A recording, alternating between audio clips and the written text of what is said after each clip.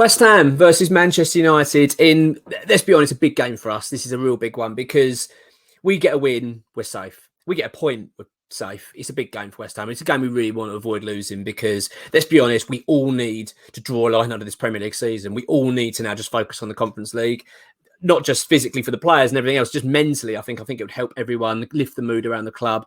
And it'd be a lovely boost, wouldn't it, if we can get a result against Manchester United going into the semi-final first leg. I mean, it'd be brilliant. So Manchester United, I want to just go into them first. Ten Hag, I've got to say, I'm actually quite impressed with him. I think he's done well. I think he's come in with the right attitude.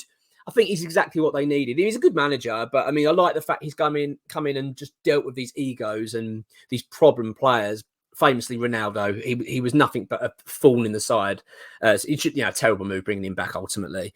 But he didn't sort of bolt to his problems. He just dealt with him, got rid of him, got him out of the football club, and made the right decision. And it was obvious that Ronaldo didn't like that, but I'm glad that Ten Hag was like that. Actually, stood his ground. He just got rid of those problem players. And don't get me wrong, it's not perfect to Manchester United. It's not been a swimmingly brilliant season for them, but you're starting to feel with that football club that they're beginning to build.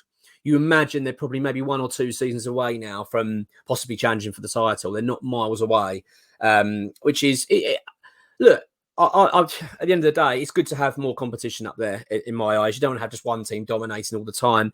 Arsenal have obviously started challenging again and looking at a much stronger unit than they have looked up the last 15 years or so. And now you're starting to feel that Manchester United, after obviously losing Ferguson, they've never really looked a side that was going to challenge for titles and things like that. Whereas now you're starting to see that the foundations are being built. Yeah, they're a good side, and I think that's good. I think Ten Hag has got in there, steadied the ship, sorted them out, and they're looking more like a project.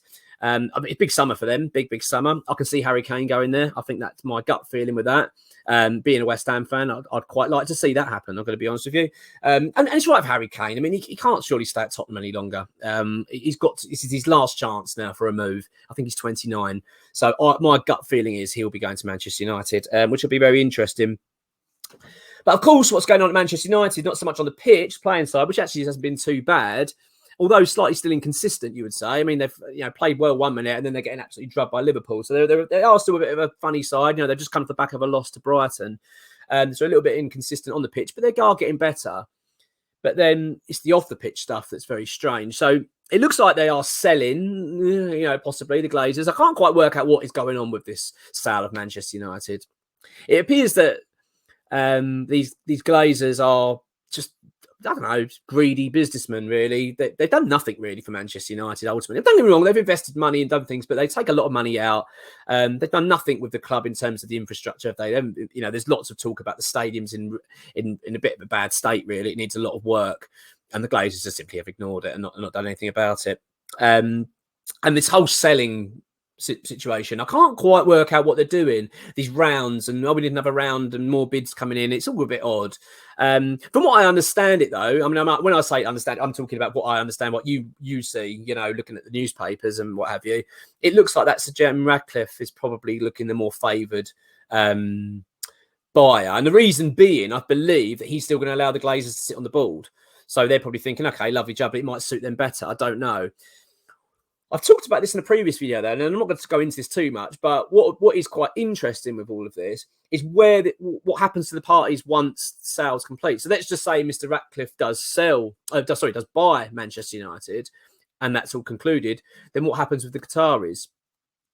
And then what impact? Because that could have an impact, of course, on West Ham, because we're a Premier League club that effectively is going to be up for sale. You'd imagine this summer. I think Sullivan will sell the club if the right bid comes in. I think Krasinski won't buy that now. My understanding of Krasinski is he's just a shrewd businessman. He's come in and saw an opportunity.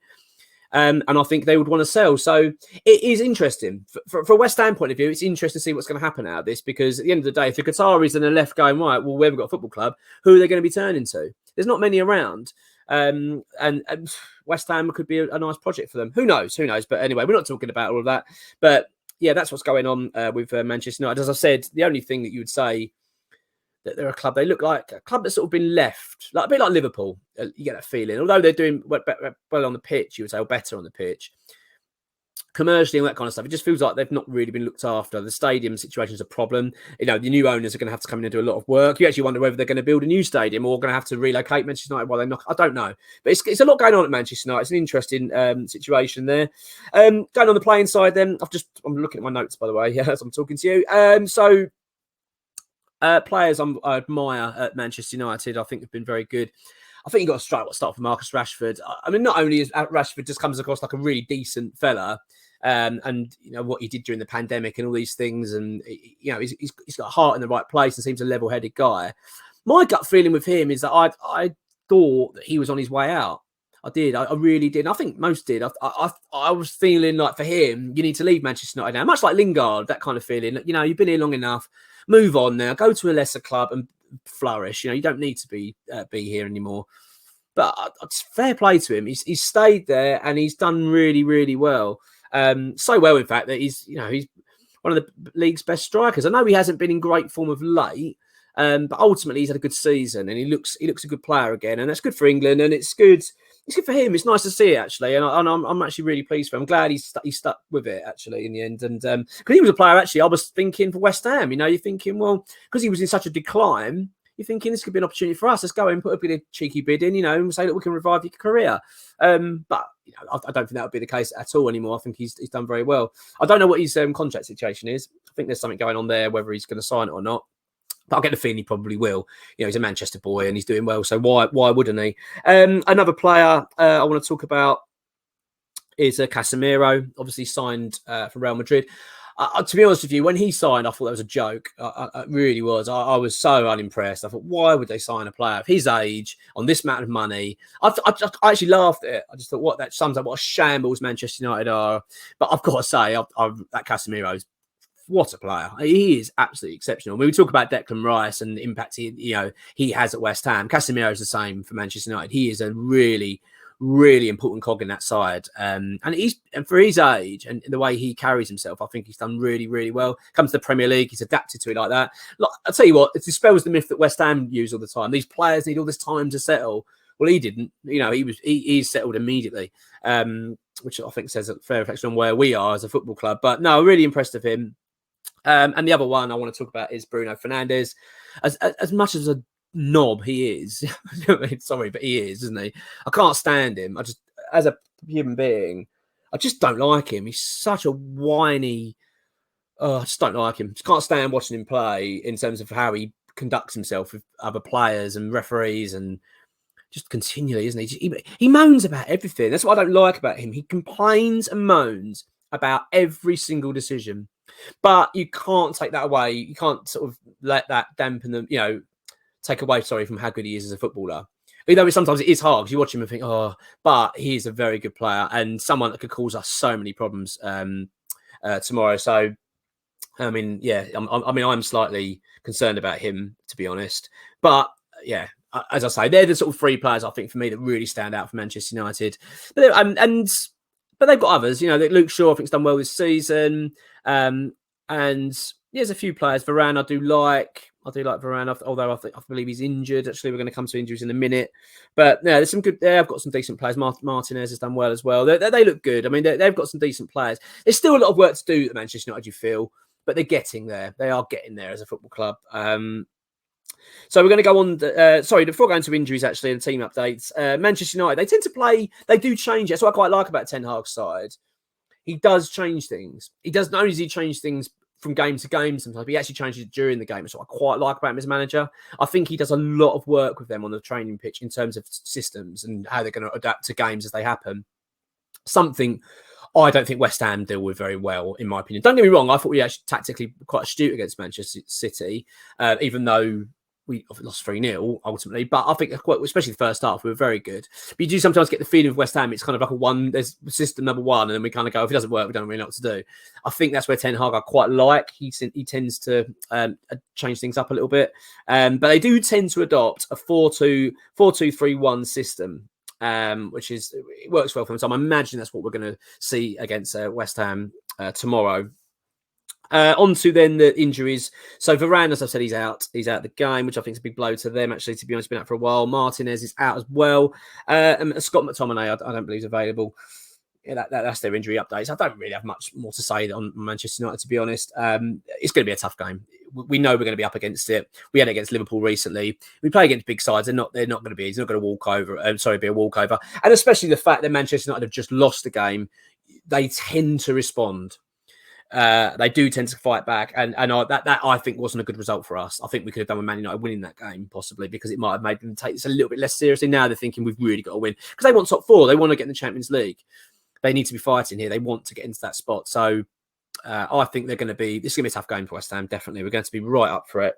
On to West Ham then.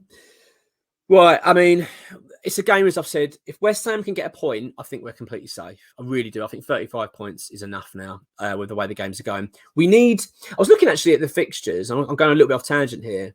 I'd like to know your thoughts on this, what you think in terms of where you see West Ham ending up. And I think if Everton and Leeds lose their next 2 games each, we're safe. That's my gut feeling on this. So Everton to this weekend. I'm not sure what Everton have got actually top of my head, but I know Leeds have got Manchester City. I think Everton have got Brighton away this weekend. Leeds have got Manchester City away. So I think they probably should both lose those games. You'd think on paper, you'd think they would lose those games. I think if they lose their next games as well, they both of them got very tough games after that. Top of my head, I can't remember what they are. I think it might be Leeds have got Newcastle possibly, or Everton. I'm not sure. Anyway, they've got some tough games. We're safe, in my opinion. But we just need that cushion, don't we, West Ham? We need that cushion. We want that 3 points. We want that draw. We just need something now just to give us that little jump. And I think that's enough. That just gets us safe. Because bearing in mind, our goal difference is effectively like another point against these sides as well. So we're effectively 5 points ahead of them at the moment, effectively.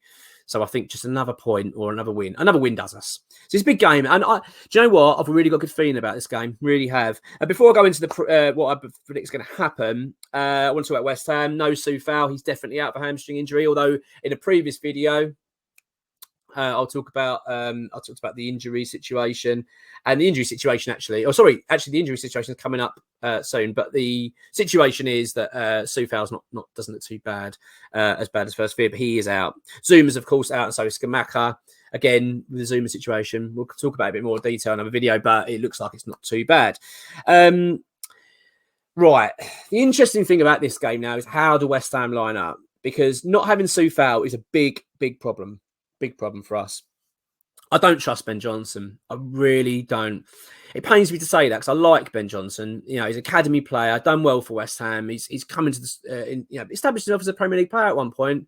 But he's just fallen down, and I'm really struggling with him. I'm really worried about him. Actually, I don't know, but I've been toying with this team and thinking I want to put him in. I want to play Johnson because I want to give him the opportunity. Because let's be honest, if you're the manager saying to Ben Johnson, I'd say to him, look, Soufal's injured. He's going to be out for a couple of weeks here at least. Go and cement yourself as our right back. This is your opportunity. Go and earn your contract. Because we were talking about his contract this summer coming up. He's one of those players the club are going, we're not sure. This is his time. But I saw him against Man City. I don't think he was that bad against Man City. I was probably being a bit harsh on him a little bit. But he just does things that come across naive to me. Like, he comes across a little bit Championship. Do you know what I mean? You watch him and think, is he a Premier League right back? I don't know. And I really don't like saying that because I want him to do so well. But this is my team anyway. Fabianski in goal for me. Although I don't think he's been that brilliant of late. But yeah, I mean, he's a toss. I was, again, Ariola or Fabianski. Yeah, I'm going with Fabianski. I'm not going to talk myself out of it. Fabianski in goal. I'm going to have Kira at right back. Again, he isn't a great right back. He's a better central defender. I know that. But I'm concerned about Johnson. I'm sort of like I'm talking myself out of this a little bit. But I'm going to go with what I've written down. This is what I've gone for. Fabianski, Kira at right back, Ogbonna and Agurd in the middle. Again, it's not a great combination because it means that Kira's got to play. Agurd's got to play on the right hand side. And that does worry me a little bit. He's not that well suited for that. But I don't know. I'm sort of like I'm talking myself out of this defence at the moment. But this is what I've gone for. Kira, Ogbonna, Agurd and Creswell as back four. Rice and Paqueta. Sorry, the reason I've gone for Creswell is I was actually really impressed with how he played against Arsenal. That was a game where, very similar to Manchester United, big game, against a big side. We're going to be right at it defensively. You've got to be very astute. And when I saw Creswell's name on that team sheet, I was really deflated. I thought Saka was going to rip into pieces. But I actually thought Creswell played really well that day. So hence why I feel like I'll give him the opportunity again to play in this one. You've then got, for me, Rice and Paqueta in midfield. I think that's obvious. Souček, I'd play. I want him to play. I can't believe I'm saying that. I actually do think Souček deserves to play. I think he's been picking up recently.